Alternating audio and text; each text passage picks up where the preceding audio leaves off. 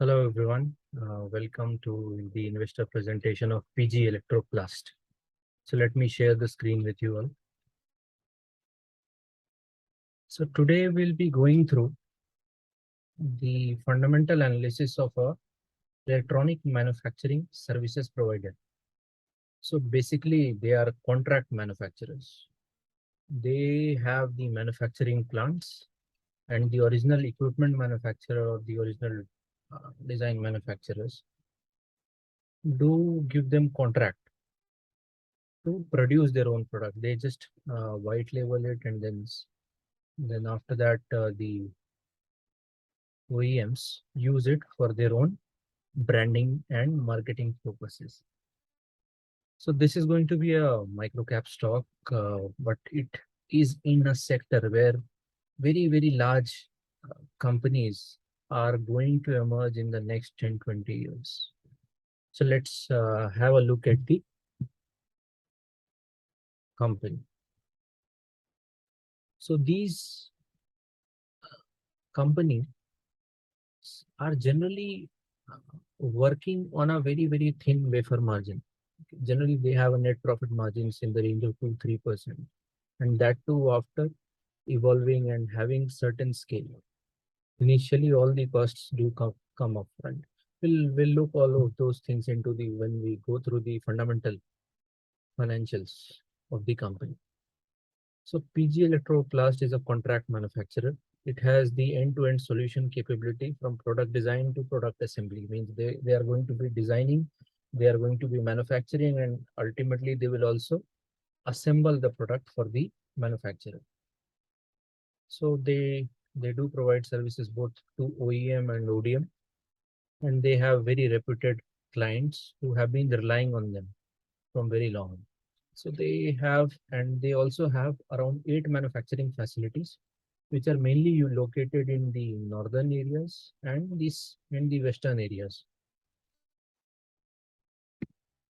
So what are the products in which they deal with? So that is mainly air conditioner, washing machines, LED televisions, mobile components, bathroom fittings, and consumer electronics. So previously this company was mainly into plastic related products.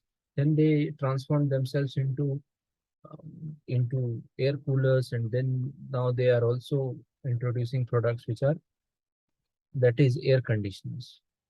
So there has been quite a evolution of a company from simply being a plastic related contract manufacturing. So looking into the financials of the company, you will find that this company has grown at a very high growth rate of around 27% in terms of top line, and EBITDA has also grown in a similar range. Now, although the pandemic did slow down their growth rate, but the top line did grow by about around 10% in this particular case from 2020 and 2021. You can see that the profit operating margins of the company are in the range of 6 to 7%, more or less, which is good that there is not much fluctuation in the margin. It showcases the efficiency and efficient planning of the management, and the profitability has grown due to operating leverage at a much faster rate.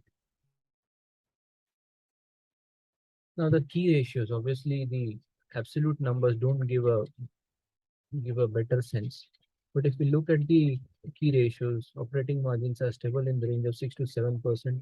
Net profit margins have been fluctuating, but they will more or less be remaining in the same region of 2-3%, 4%.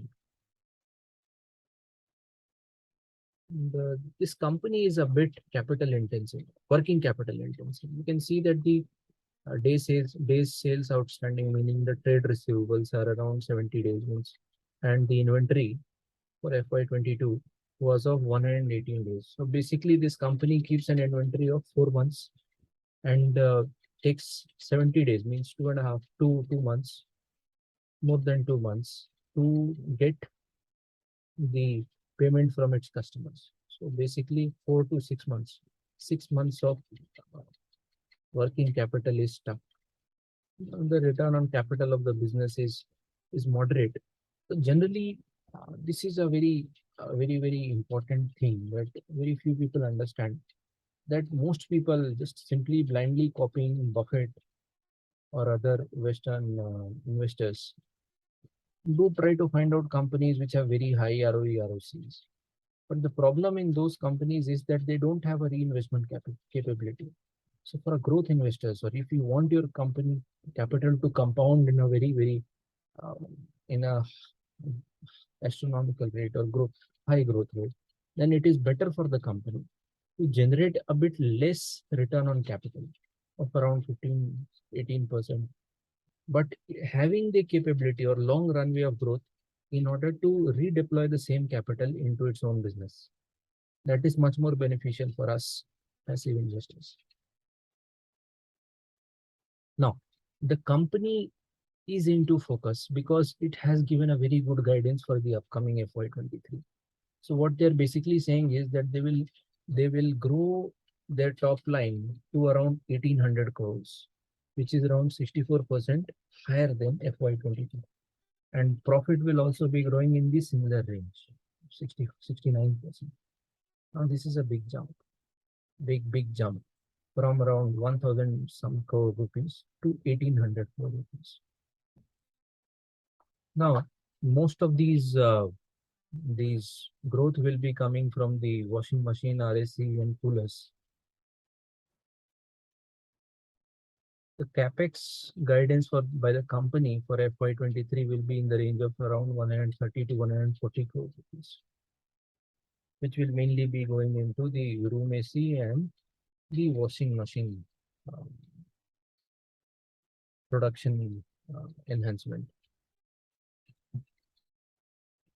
So, in order to summarize the business, so this company has very experienced promoters. The promoters have a long history of operating in the contract manufacturing business.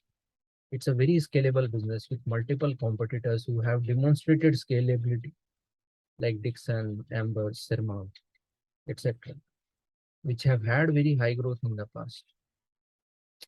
The impetus of government in order to completely means reduce the dependence of electronic goods on China, and the the support given by the government in terms of the PLI scheme will be a beneficiary for this particular company going forward.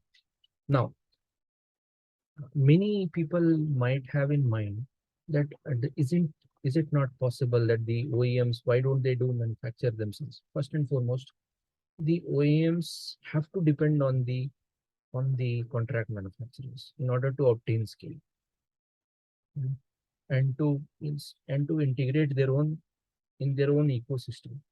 Now, the one important thing has to be understood is that the profit margins of these contract manufacturers are very less, and it might not exactly be in the interest of the OEMs or ODMs to involve themselves in such low margin businesses. That's why they do outsource it and want to focus more on strategy development and branding and marketing of the product. Now, this company is presently trading at around more or less around 40-45 times earnings and at a price to sales multiple of around 1.5 times and 7 times book. So, although there are competitors who are trading at more or less in the similar category, who are trading at elevated levels and some at relatively lesser rates. But what has spiked the interest of particularly me in this particular company is the growth rate and the sustainability of growth rate over the next 3-4 years. So if this company grows by 64% in the upcoming year, it seems that the higher multiples will not be a barrier for for the valuations to sustain. The multiples will sustain if this company is prudently, efficiently managing its working capital issues and growing at higher rates. I hope you you guys did like my short analysis of this company and its present situation, I would do recommend you guys that you do your own research before taking any investment decisions in this regard. I might be biased. My clients might be uh, invested in these companies. So I recommend you to do your own research and contact an investment advisor before taking any investment decision. So thank you. And in case you do like my analysis, do subscribe to my channel and do give a thumbs up because it helps in the YouTube algorithm. Thank you.